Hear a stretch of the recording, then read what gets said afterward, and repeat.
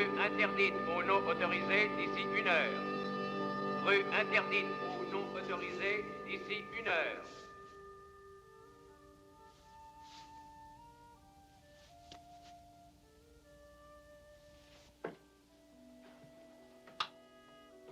Bienvenue dans notre émission spéciale à New York, qui compte désormais 40 millions d'habitants. Nous sommes en 2022 et les ressources naturelles sont épuisées, la pollution est omniprésente et la surpopulation menace l'humanité. Nous allons découvrir ensemble les véritables secrets de ce produit miracle qu'on appelle Soleil Vert. Nous allons aujourd'hui à la rencontre de 2 personnes qui ont accepté de témoigner. Le riche PDG de Soleil & Green, l'entreprise qui produit le Soleil Vert, et un ouvrier aux conditions précaires. Ils vont nous raconter leur quotidien, leurs espoirs et leurs craintes, dans un monde où tout semble perdu. La foutaise. Madame la PDG, pouvez-vous nous en dire plus sur votre entreprise et votre vision du monde? Bien sûr, je suis fière de diriger une entreprise qui conçoit un produit aussi novateur que le Soleil Vert. Nous avons travaillé dur pour trouver une solution miracle pour nourrir la population.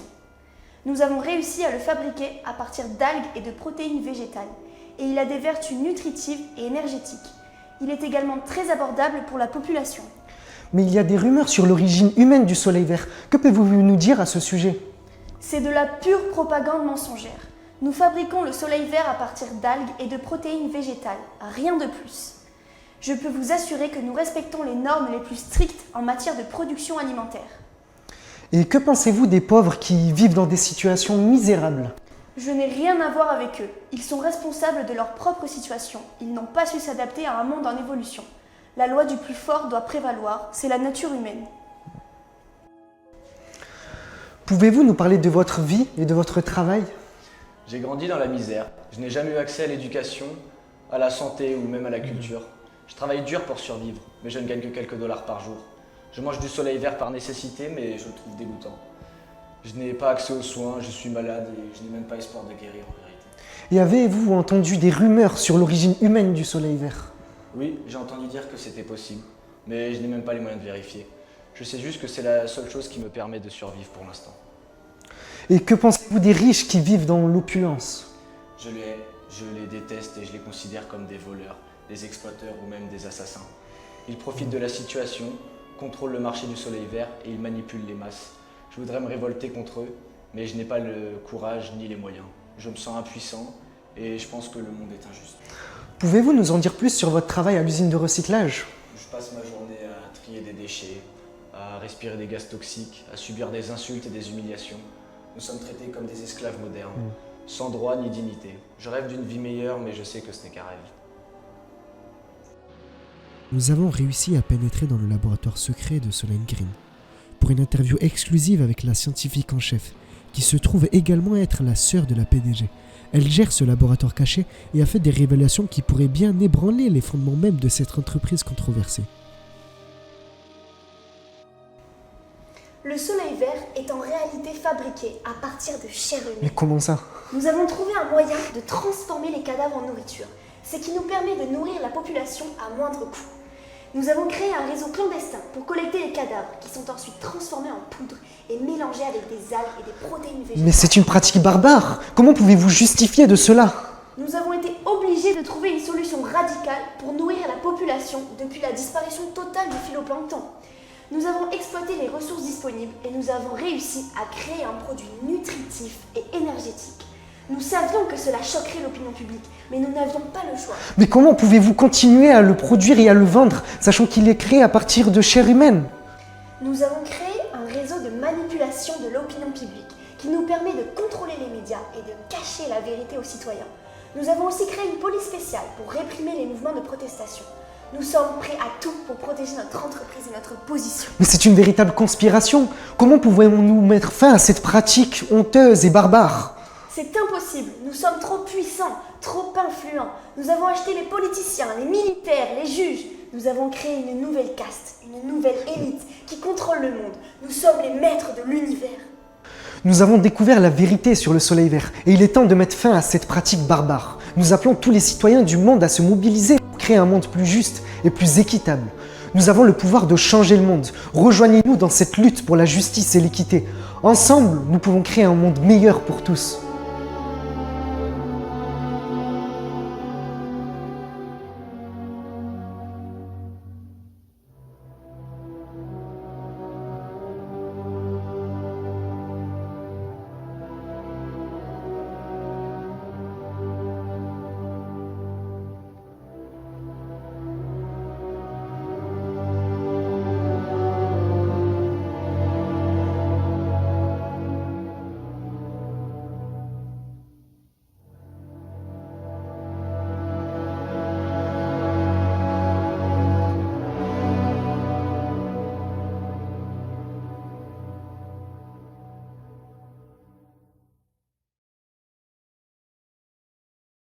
Bien, aujourd'hui, on a la chance d'interviewer un expert de la science de l'environnement, Marc Dubout-Bregler. Quels sont les éléments du film qui sont basés sur des faits scientifiques réels? Alors, dans le film Soleil Vert, le fait majeur du film, c'est que la biodiversité terrestre a disparu et que cela pose un problème, c'est la production agricole. Et donc, on voit que c'est basé sur de vrais faits. Deux exemples. Un, on sait aujourd'hui que la disparition des abeilles, de manière extrêmement drastique, pourrait impacter le plus grand écosystème mondial, qui est le système océanique. Donc en effet, cette problématique est bien réelle, c'est bien de vrais problèmes scientifiques. Et derrière, il y a le troisième problème, qui est la nutrition de l'espèce humaine. Et on voit bien que si on impacte la biodiversité, on impactera l'alimentation humaine. Et donc, quelque part, c'est ce qui est développé dans le film, eh bien, il faudra bien manger quelque chose. Et dans Soleil Vert, en effet, les humains finissent par manger leurs congénères. Et est-ce que dans Soleil Vert, il y a des éléments qui sont réellement fictifs? Alors, des éléments fictifs, oui et non. C'est-à-dire que les scientifiques savent très bien qu'il vaut mieux éviter de manger ses congénères. Alors, on a un exemple malheureux. On a bien vu que dans le cas de la maladie de la vache folle, c'est le fait d'avoir donné des farines animales aux vaches qui avait permis la dissémination de l'encéphalopathie. Donc on sait très bien d'un point de vue scientifique qu'il vaut mieux éviter de manger ses congénères. Comment les événements décrits dans le film pourraient arriver dans la vraie vie? Alors dans la vraie vie, on voit bien qu'il y a des événements qui sont en train d'arriver, par exemple le réchauffement climatique. Donc ça, on voit bien que ça pourrait engendrer la disparition de certaines espèces qui sont ce qu'on appelle des espèces clés de voûte, donc qui pourraient provoquer la disparition de certains écosystèmes. On voit aussi que l'écosystème, tout l'écosystème océanique intervient probablement dans la régulation des écosystèmes continentaux. Donc, dans la vraie vie, on voit bien que le réchauffement climatique a un impact, mais ça pourrait aussi être dû à des pollutions. Donc il y a un certain nombre de pollutions atmosphériques qui ont été relevées. Et puis ça pourrait être dû aussi à des facteurs biologiques. On a bien vu que finalement le Covid avait un impact sur l'espèce humaine. Et donc on n'est jamais à l'abri d'une épidémie de très grande ampleur sur les espèces animales, ce qu'on appelle des zoonoses. Mais ça pourrait être aussi sur les espèces végétales. Et justement, quelles sont les mesures qui pourraient nous permettre d'éviter cela? Alors les mesures qui pourraient nous permettre d'éviter cela, c'est d'essayer justement de préserver la biodiversité, d'essayer de s'affranchir de la destruction d'écosystèmes.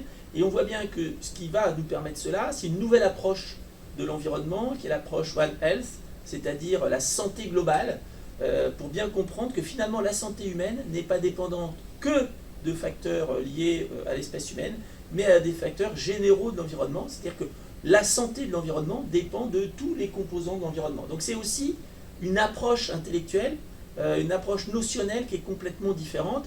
Alors certes, bien évidemment, il faut diminuer les pollutions, mais c'est aussi une approche globale qui pourrait changer les choses. Et puis, l'autre point qui est dans le film, c'est sur la nutrition humaine. On voit bien que là, on peut aujourd'hui s'alimenter sans des espèces cultivées.